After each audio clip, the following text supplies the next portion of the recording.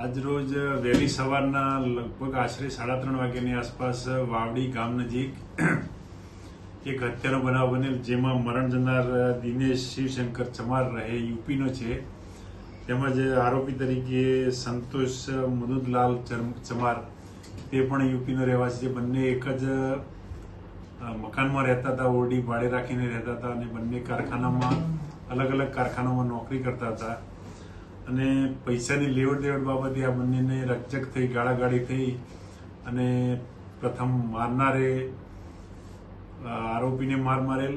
ત્યારબાદ આરોપીએ મરણ જનારના હાથમાંથી છરી ઝૂંટવી લઈ અને હત્યાનો પ્રયત્ન કરીને હત્યા થયેલ। સાહેબ, શું પ્રાથમિક તપાસમાં કારણ સામે હત્યાનું?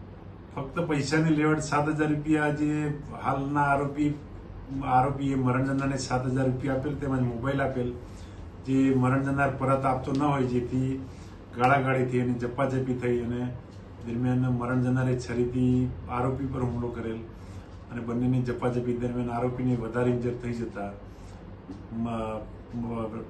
જે છે મરણ જનાર દિનેશ એ મરણ ગયેલ।